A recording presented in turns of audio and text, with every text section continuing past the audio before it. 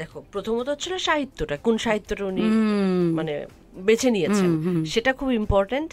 তার ভেতরে চরিত্রটি, মানে আমরা যদি বলি যে এরকম হয় কি যে বড় বড় বিখ্যাত সাহিত্যের চেয়ে ধরো কম নজরে পড়া সাহিত্যগুলো দিয়ে যদি ছবি বানানো হয়, সেক্ষেত্রে একটু রিস্ক, মানে একটু রিস্ক কম থাকে। রিস্ক এটা অবশ্যই নয়, কারণ দুটো আলাদা মাধ্যম। আর হলো সিনেমা, তো সিনেমার শর্ত নিয়ে সিনেমাটা তৈরি হয়, নাথিং টু ডিল উইথ যে অরিজিনাল আমাকে ওটাই করতে হবে। কিন্তু আমাদের বাঙালিরা, আমরা তো পথের পাঁচালী, আমরা পুতুল নাচের রীতিকথা, পদ্মা নদীর মাঝি, এগুলো আসলে বাঙালি হয়ে ওঠার আরেকটা অবিচ্ছেদ্য অংশ।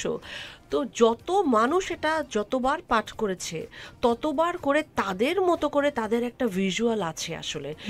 এটা তুমি যখন ছবি দেখতে বসবে, তখন চাইলেও সে যতই জাজমেন্ট না হোক, চাইলেও তাদের ভেতরে তার সেই যেই কল্পনার মানুষজনগুলো, সেগুলোর সঙ্গে সেটা একটু মেলাবার চেষ্টা করছে। হয়তো দেখা যাবে সেই কল্পনার চেয়ে এটা আরো অনেক বেশি ভালো, অনেকের ক্ষেত্রে হয়তো হবে, কিন্তু অনেকেই বলবেন আমি তো চরিত্রটাকে এভাবে ভেবেছিলাম। কারণ মানুষ যখন চরিত্রগুলোকে ভাবে, তখন না কোথায় পাঠক যেন পড়বার সময় নিজেকে একটু মিলিয়ে নেয়, একটু ব্লেন্ড করে নেয়। হ্যাঁ, তো তখন যখন পর্দায় শশীকে অথবা কুসুমকে দেখবে, তখন তারা একটু হলেও বিচার করবেই